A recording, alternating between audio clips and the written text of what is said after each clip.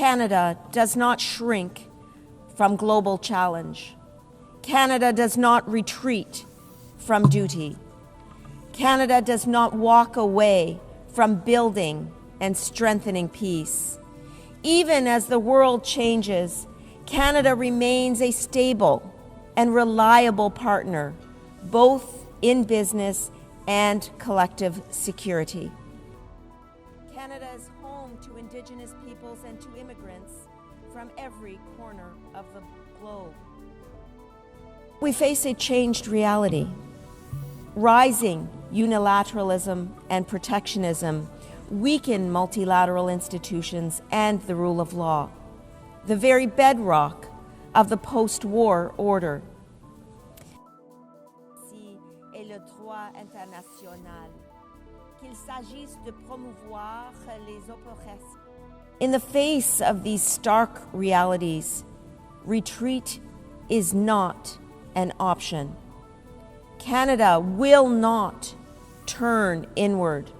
Canada will work to reform and strengthen multilateral institutions such as the United Nations so that they are more resilient and more effective in meeting the challenges of today and tomorrow.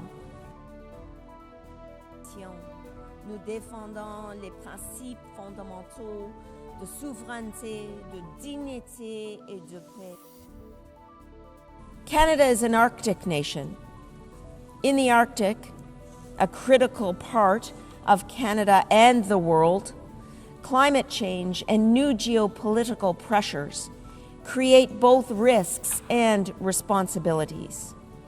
Canada will safeguard its sovereignty, modernize NORAD with the United States, bolster NATO with fellow members, and work with Indigenous peoples to ensure that the Arctic remains a region of peace, cooperation, and sustainable development. The challenges to security are not confined to our own borders.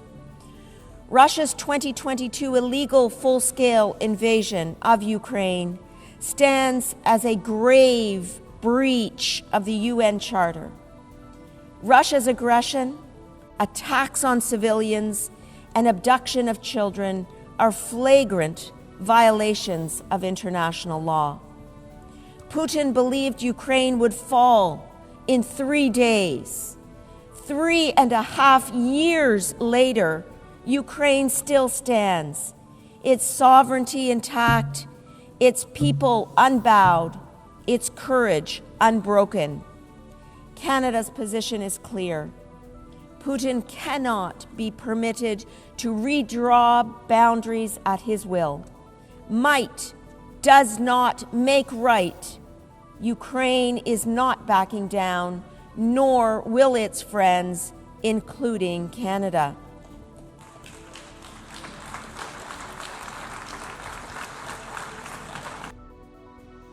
In the Middle East, the October 7th terrorist attack by Hamas on Israeli civilians was absolutely horrific. Hamas is a terrorist organization and an impediment to peace. Canada calls on Hamas to lay down its weapons and to release all remaining hostages immediately. En soutenant l'Ukraine, nous ne défendons pas seulement une nation.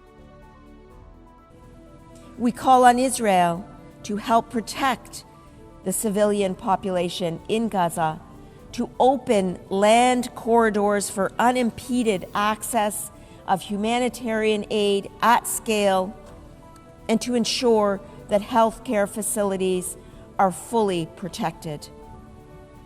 The two-state solution is eroding, as is evident in Israel's illegal expansion of West Bank settlements.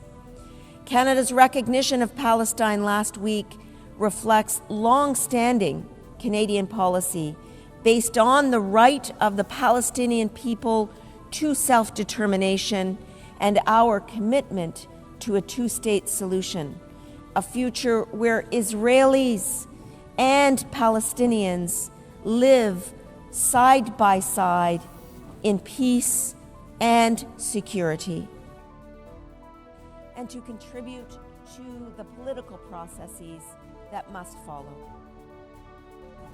As we have seen with the Coalition of the Willing for Ukraine, these efforts in support of the UN Charter need to become the new norm so that we can move forward on urgent challenges at scale and at speed. A generation of Canadians, including Canada's fierce and inspiring ambassador to the United Nations, Bob Rae, who has provided a lifetime of dedicated service to our country, helped to build these multilateral institutions. As former UN Secretary General Kofi Annan once said, in an era of global challenges, the world needs multilateralism now more than ever. No nation can solve its problems alone. This is the spirit of Canada, and Canadians are rising to the challenge.